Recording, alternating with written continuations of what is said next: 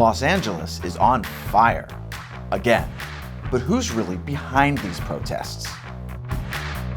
Welcome to America Uncovered. I'm Matt Gnezda, filling in for Chris Chappell, who's currently trapped in his car, surrounded by angry protesters.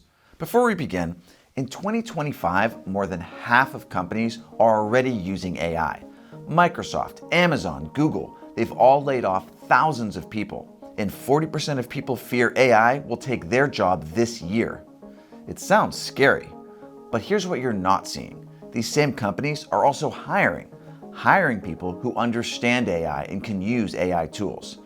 If you have a job, run a business, freelance, or are building something of your own, knowing how to use AI is not optional anymore. The people who learn AI will outrun those who don't. So if you want to stay ahead, I recommend you start learning AI today. Specifically, I recommend you join this upcoming 2-day AI training. It will take you from a beginner to advanced AI professional in just 16 hours. It's valued at $895, but we've partnered with Outskill to provide 1,000 free seats for America Uncovered viewers. This 2-day program offers 16 hours of live AI training spread across 2 days, and it's happening this coming weekend on Friday, 10 a.m. to 1 p.m., and Saturday and Sunday, 11 a.m. to 7 p.m. Eastern Time. You'll gain in-depth knowledge on a wide range of topics, like how to create amazing AI images and videos using AI tools, and how to automate your work to save time and make you more productive, and even build a side hustle that can make you $10,000 a month. Slots are filling up fast, so click the link in the description to book your slot. Make sure to join their WhatsApp community to receive updates. Also, the introduction call and first session for the 2-day training happens this Friday at 10 a.m. Eastern Time, so don't miss it. Back to the show. Over the weekend, Los Angeles erupted in civil unrest. It started on Friday when ICE began conducting raids across the city.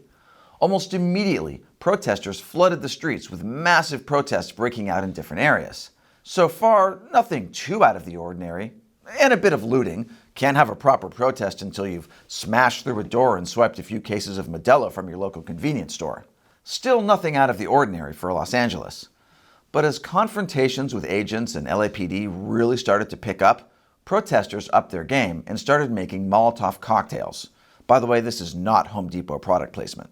Meanwhile, ICE agents outside the entrance to a detention center were forced to deal with protesters for hours. It got so bad that even moving through the city became dangerous, with one protester being run over as he attempted to block a government convoy. Man, we got real-life GTA 5 before we got GTA 6. And that was just between protesters and the authorities. Let's not forget all the violence committed against businesses and people just trying to live their lives. We saw protesters burning Waymo cars, which forced them to suspend services in LA. As one local news station reported, it could turn very volatile if you move law enforcement in there in the wrong way and turn what is just a bunch of people having fun watching cars burn into a massive confrontation and altercation. Yeah, a bunch of people having fun watching cars burn. It's nothing to worry about as long as police don't get involved.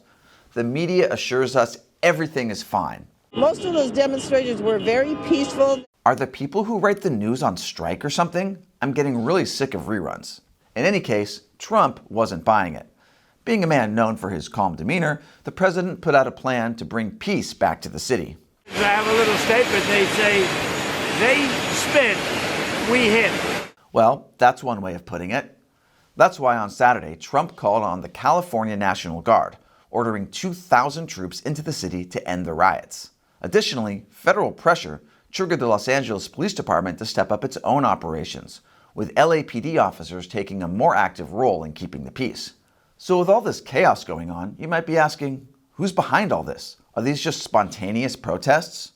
For a lot of middle-class Angelenos who joined in, yeah, it might have felt spontaneous at first. ICE is deporting illegal immigrants, and they're not treated to the same due process that American citizens get. What could be better than taking to the streets with your friends for a good cause on a sunny afternoon? And then it just got out of hand. Nobody's fault, right? Well, no.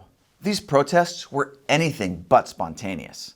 Have you considered, for instance, who had the forethought to print out all these glossy signs and hand them out? Well, that's an easy one. The Party for Socialism and Liberation, or PSL. Stop me if this sounds familiar. PSL is a revolutionary communist party which seeks to abolish capitalism and usher in a new socialist utopia.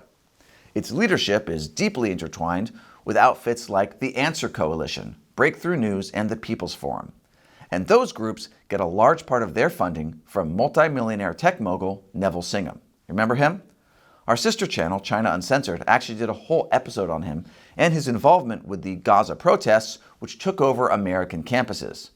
To keep things brief, Singham made his millions by selling his tech company, ThoughtWorks, and later served as a consultant for the Chinese tech giant Huawei.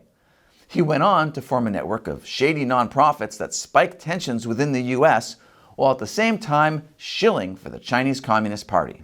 Now, that's pretty bad, but we can't blame everything on the CCP. I know, I know. The thing is, some of these groups are merely inspired by the Chinese Communist Party. Take Refuse Fascism, which has also been organizing protests within LA. Refuse Fascism is itself a branch of the Revolutionary Communist Party, or RCP. The RCP was formed in 1975 as an anti-revisionist Maoist party. Because, Nikita Khrushchev just wasn't bloodthirsty enough for their liking. Guess all that Pepsi he was drinking quenched his thirst. Refuse Fascism was created in 2016 for the explicit purpose of driving President Trump out of office. But seeing as Trump is back in office, I don't see the reason for all the hate. I mean, if your entire organization exists just for you to oppose this one guy, you'd think they'd be happy he's giving them something to do. It's like your favorite show getting a reboot after years of being canceled. Guess we'll have to wait and see if the King of the Hill reboot garners an equally violent response. Now, there's a whole constellation of groups fueling these LA riots, and to try and unpack these ideologies and funding of each of them would take hours. But I'll give you one more example to show you that these protests are not just about deportations. In large part, they're about overthrowing capitalism. Let's talk about Unión del Barrio. Imagine a sort of Latin-inspired Black Lives Matter. They put out emergency calls for protests after ICE started making its rounds, referring to the agents as terrorists. Now, this one's especially fun because not only are they communists, they're racist communists. Just look at their party program. It claims we are raza internationalists. So what is raza? Well, that's a Spanish word for race. But in this case, it's a broad selection of Latino and indigenous ethnic groups seeking independence from so-called settler colonialism.